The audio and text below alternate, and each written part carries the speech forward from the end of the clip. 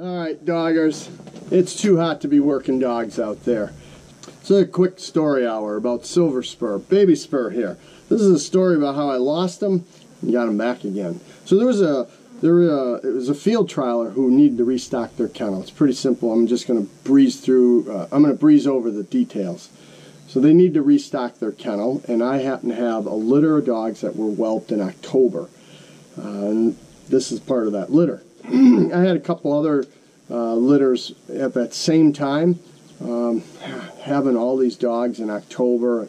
So I thought, well, I'll just do some rebreeding and move on to the next litter. These pups that were born in October, I handed them over. So they got the pups and took a look at them for a little bit and got a call back. Dennis, something wrong with these pups. They all have bad hips.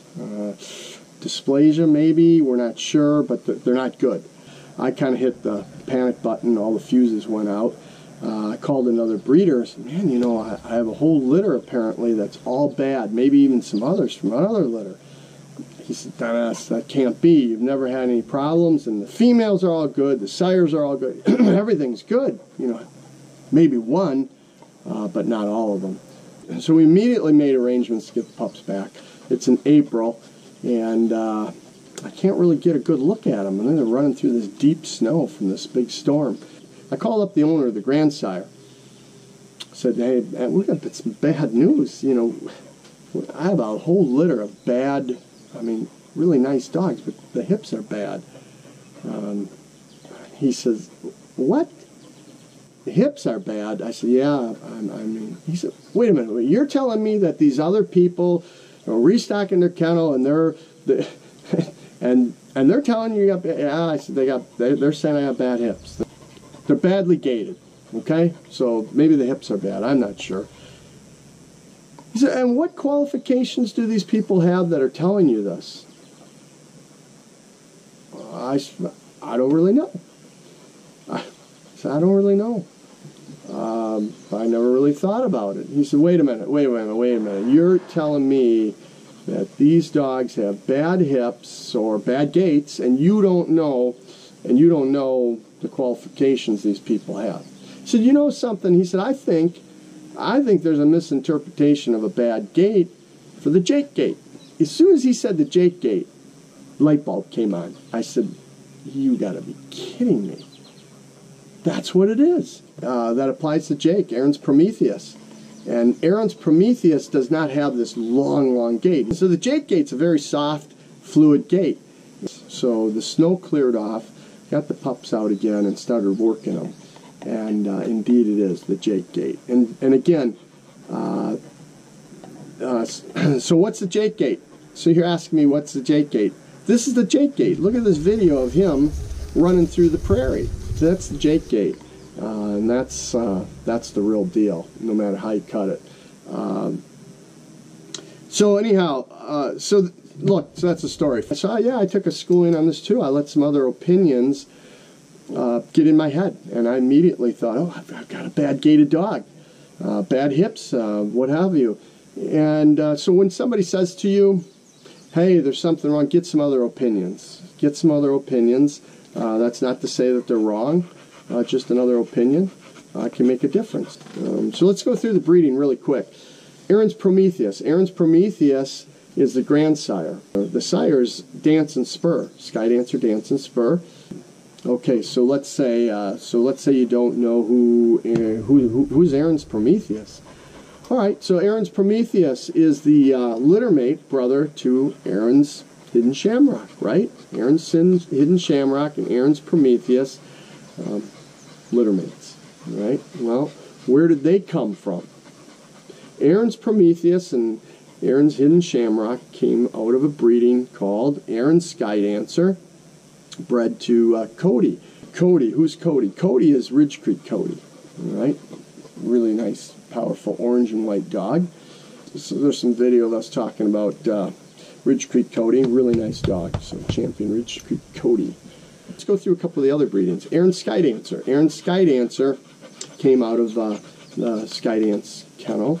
She had a magic carpet ride, magic carpet stride.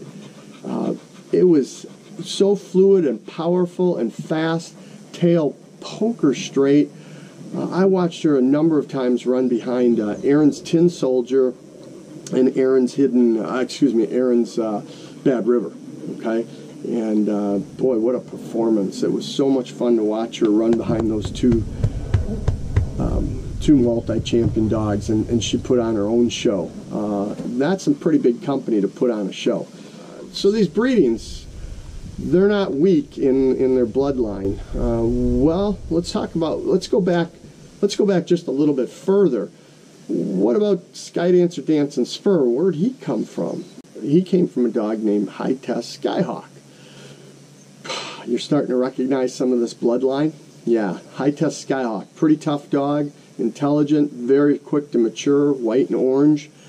He put on quite a show at some of the trials, and at a very early age was qualified for the Nationals 5 years in a row. So there's a lot to be said about qualifying early like that. Talking about early development, early maturity, and breeding. When we get a dog like this, we're not going to wait for him to become a champion before we breed him, right? In my book, this is a stud dog. Am I a little early making that call? Yeah. Am I qualified to make that call? Maybe not, but it's my call to make, right? So I'm going to make it. And if you go back, I'm a big believer in breeding early, and guys like Bob Whaley were very, very big believers in breeding early. They didn't wait for their dogs to become champions before they bred them. So we're just following some of the old schooling, right? The first chance I get, I'll be breeding this little guy, Silver Spur. You can count on it. I won't be waiting for him to become a champion. He has royal breeding behind him. There's no question that I believe he can breed on and produce some good dogs in our kennel. Is he perfect? No. No. Is any of our dogs perfect? Have we had it? No. Will we ever? No. The pursuit of perfection, that's what this whole game is all about. We'll never reach it, but that's okay. This is about applying ourselves, having fun, putting the effort in, staying true to our efforts, right? Getting out of bed early and trying again after all the failures. That's what we're going to do. I hope this video was a little bit helpful. Glad to have this guy back in the kennel. It's fun to watch, and we'll get some more videos for you. Get some videos of them in field trials. We'll put them in some derbies. I think I can videotape while we're running them. That'll be fun. Yeah, it's hot out here, isn't it? Yeah. Oh, yeah. Let's get going. Doggers, thanks for watching. Really appreciate it. And don't forget to subscribe. If you're not a subscriber, click on the little bell up there in the corner. That'll give you the notifications when new videos come out. And please share the videos. Please like the videos. Hey, we're not monetizing the videos. We're really just trying to get the videos out there to get new guys and gals interested in the sport. I think this is a good way to do it. This fall and winter, I'll be interviewing more trialers, more judges, more breeders, more handlers, right? Yeah, we'll bring you more videos. Again, thanks for watching. Talk to you later.